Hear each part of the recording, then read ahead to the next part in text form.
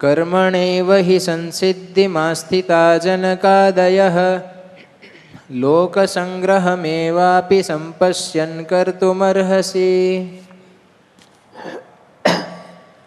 લોકસંગ્રહમેવાપી સંપશ્યન કર્તુમર્હસી. લોક શબ્દના 3 અર્થ થાય છે. એક, મનુષ્ય વગેરે લોક.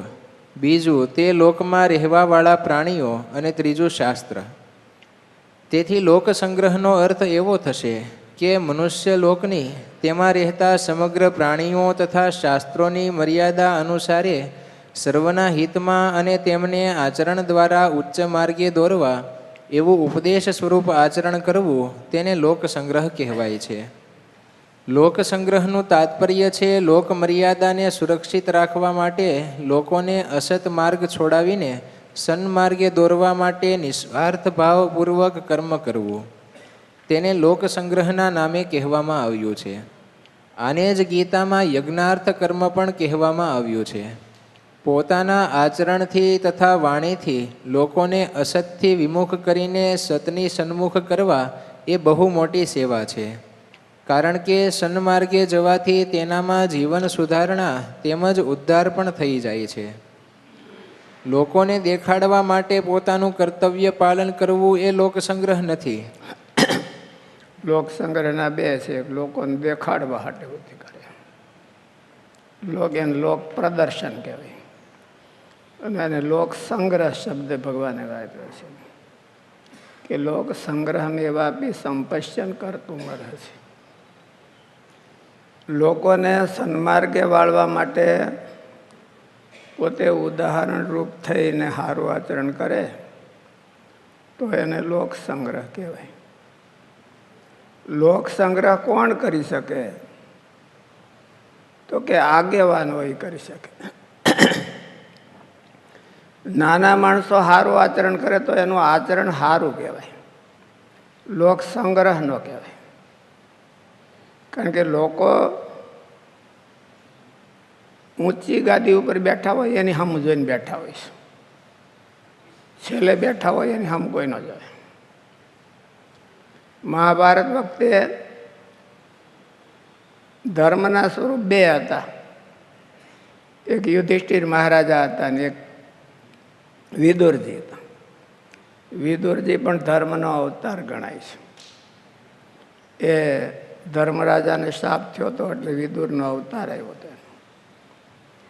અને યુધિષ્ઠિર મહારાજા હતા. તો ભગવાને પસંદગી યુધિષ્ઠિરની કરી, વિદુરજીની ન કરી. વિદુરજીમાં ધર્મ હોતે હતો અને એક ગુણ વધારાનો હતો, નીતિનો હોતે હતો. એટલો યુધિષ્ઠિર મહારાજા નીતિનો જ જાણતા. જો જાણતા હોય તો જુગાર ન રમે. અને વિદુરજી હતા એ રાજ્યના સલાહકાર હતા, ધર્મનો અવતાર હતા, પણ લોકસંગ્રહ ન કરી શકે. કારણ કે વિદુરજીનું આચરણ લઈ અને લોકો બહુ ઉપદેશ લઈ શકે એવો અર્થ ન થાય. એ રાજ્યમાં નાના માણસો તરીકે ગણાતા. અને મોટા માણસો હોય એ ભૂલ કરે તો એના પાછલા માણસો આદર્શ પકડે. એને આવી મોટી સારી ભૂલ કરી નાખી એટલે આપણે કરાય એ રસ્તે. એટલે એને લોકસંગ્રહ કીધો. લોકસંગ્રહ મેં વાપી સંપશ્યન કર્તુમર્હસી. કર્મણા એવ સંસિદ્ધિ પ્રાપ્ત જનકાદય. જનકાદિક છે એ કર્મ વડે કરીને સિદ્ધિને પામ્યા છે. જે માણસને કાંઈ કરવાનું બાકી પોતાના માટે ન હોય એને લોકોને માટે કરો. પણ લોકો સારે રસ્તે ચડે એવું આચરણ કરવું. આપણે શાસ્ત્રીજી મહારાજની વાત જાણીએ છીએ ને કે સ્વામી મદ્રાસ કથામાં જવાના હતા.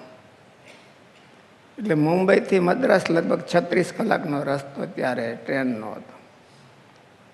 અને બરોબર ચૈત્ર વૈશાખના ટાઈમ હતા. એટલે કોઈ હરિભક્તોએ એક કુંજો પિત્તળનો કુંજો હોય ને માથે કપડું નાખ્યું હોય, એટલે ઠંડુ પાણી રહે થોડુંક એમ એવું આપી દે. ત્યારે આવી વોટર બેગની પ્રથા હતી જ નહીં, વોટર બેગ હજી આવી જ નહોતી દુનિયામાં. એટલે સ્વામીની ઉંમર લગભગ 83-84 વર્ષની હતી. એટલે સ્વામીએ પૂછ્યું, સંતોને પૂછ્યું છે કે આ શું છે? એટલે સંતોને તમને તો હરખ હોય કે સ્વામી તમારા માટે હરિભગત ફલાણા હરિભગત છે. સ્વામીને પાછું કહેવું પડે ફલાણા હરિભગત દઈ ગયા, નગર પાછું આની ધોડ કાઢી નાખે. એટલે હરિભગત દઈ ગયા છે ને, ઠંડુ પાણી રહે, બહુ લાંબી મુસાફરી છે, 36 કલાકની મુસાફરી, વચ્ચે પાણી પીવાય નહીં.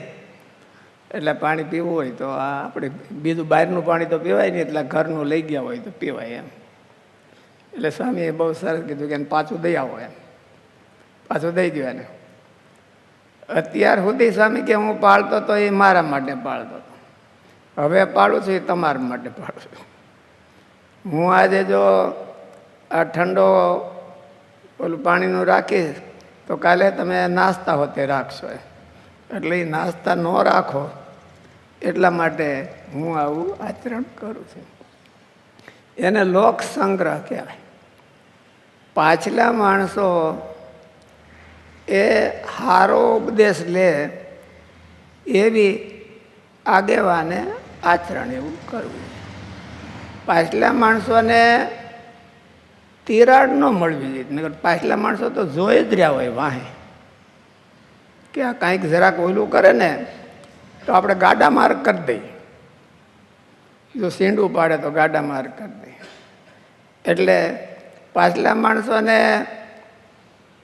હળવા આચરણમાં બહુ રસ હોય, અને પાછો મહિમા હોતે બહુ ગાય, એનો મહિમા હોતે બહુ ગાય, બહુ દયા કરી અમારા ઉપર, હું રસ્તો કરી દીધો, અમારે હાટું રસ્તો કરી દીધો.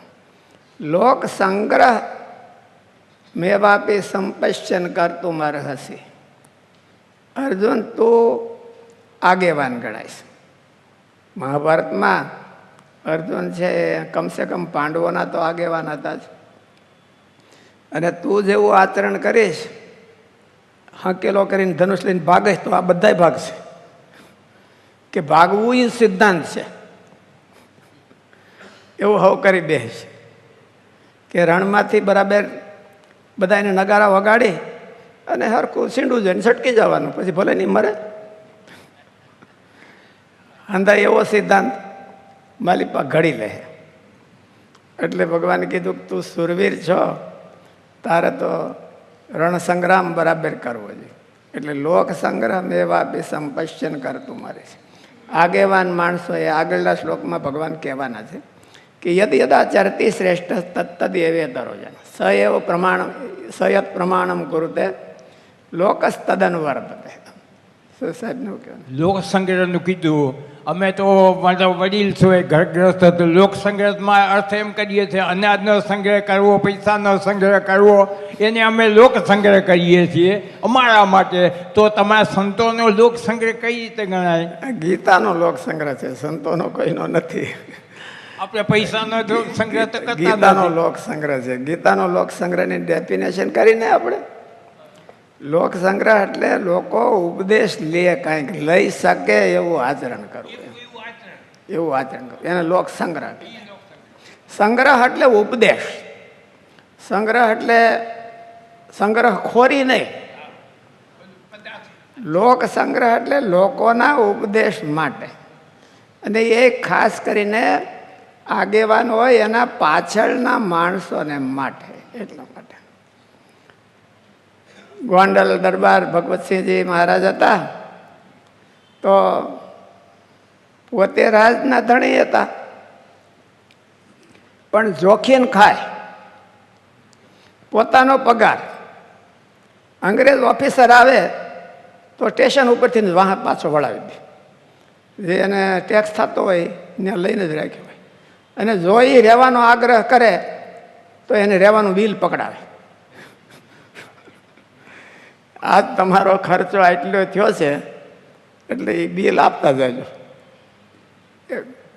એને લોક સંગ્રહ કહેવાય. રાજનું છે, મારું નથી એમ. અને એના દીકરા હતા એને બધાને નોકરી આપી દીધી, જાઓ કમાઈને ખાઓ. એ એવા રજવાડાઓ હતા એટલે એને લોક સંગ્રહ કે સારા હોય, પ્રખ્યાત હોય, અને બીજાને કંઈક માટે ઉપદેશ હોય તો એ લોક સંગ્રહ કહેવાય. સ્વામી, કુટુંબમાં મોભી વ્યક્તિ હોય તો એમાં લાગુ ના પડે? કુટુંબ હોય તો એમાં મોભી વ્યક્તિ હોય તો એમાં લોક સંગ્રહ લાગુ એ લોક સંગ્રહ જ કહેવાય. આગેવાન છે એ જે કરે એ લોક સંગ્રહ. જે યુનિટના આગેવાન મુખ્ય વ્યક્તિ હોય એનું આચરણ એને એવું કરવું જોઈએ કે પાછળના માણસો સારો ઉપદેશ લે. પાછળના માણસો એનો ઉપદેશ સારો. યુધિષ્ઠિર મહારાજા હતા અને એમનું જીવન તો એકદમ સોના જેવું હતું, પણ હવે જુગાર રમ્યા તો એ લોક સંગ્રહ ન કહેવાય. એટલે લોક સંગ્રહ એને કહેવાય કે સારું આચરણ કરે. એટલે તું તારી ફરજ બજાવે, ભગવાનની દ્રષ્ટિએ સારામાં સારું આચરણ પોતપોતાની ફરજ બજાવે અને એ નિષ્કામ ભાવે બજાવવાની, ધર્મની રક્ષા માટે બજાવવાની. એટલે એ લોક સંગ્રહ કહેવાય. લોક દેખાડો નહીં. માણસોને દેખાડો કરવામાં જેટલો રસ હોય છે એટલો આચરણ કરવામાં નથી હોતો.